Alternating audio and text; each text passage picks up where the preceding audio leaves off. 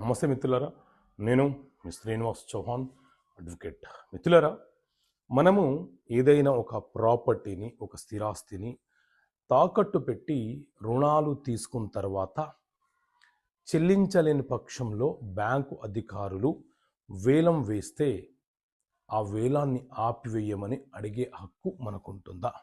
So మిత్రులారా, రీసెంట్గా Jammu Kashmir high court ఇలాంటి కేసు విషయంలో ఒక స్పష్టమైనటువంటి ఆదేశం ఇచ్చింది.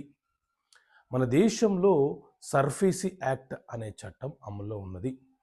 ఈ చట్టం ప్రకారంగా ఎవరైనా తమ ప్రాపర్టీని మార్టిగేజ్గా తాకట్టుగా పెట్టి రుణాలు పొంది కొంతకాలం పాటు ఆ రుణాలను తిరిగి చెల్లించకుండా ఆపివేస్తే సర్ఫేసీ యాక్ట్ ప్రకారంగా మొదట ఆ బ్యాంకు ఆర్ నాన్ బ్యాంకింగ్ సంస్థ వాళ్ళు లీగల్గా ఒక నోటీస్ను జారీ చేస్తారు.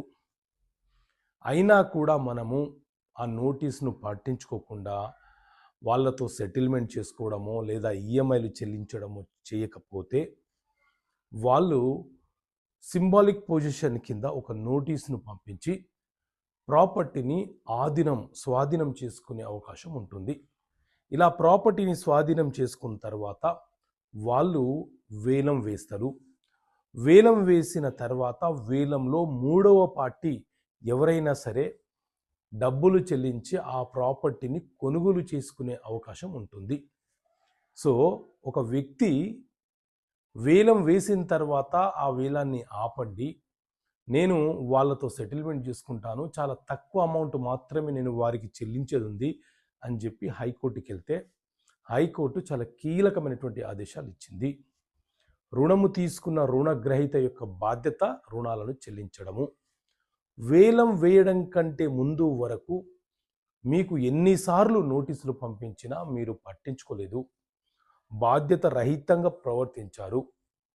వేలం వేసిన తర్వాత అవతల వ్యక్తి, మూడవ వ్యక్తి కొనుగోలు చేస్తానని చెప్పి కొంత సొమ్ము చెల్లించి బిడ్లో పాల్గొని ఆ ప్రాపర్టీని స్వాధీనం పరుచుకున్నాడు.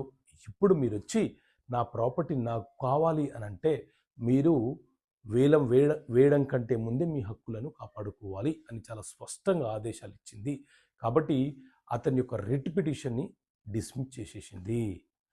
సో ఇలాంటి తీర్పులకు సంబంధించిన జడ్జిమెంట్లు మీకు ప్రతి నెల మ్యాగజైన్ రూపంలో అందించే ప్రయత్నం చేస్తాం. కావాలనుకునే వ్యక్తులు కేసు నెంబర్తో సహా కావాలనుకునే వ్యక్తులు ఇక్కడ కనిపిస్తున్న నెంబర్ కాల్ చేసి మీరు సభ్యత్వం పొందండి. ఓకే మిత్రులారా, థ్యాంక్ యూ.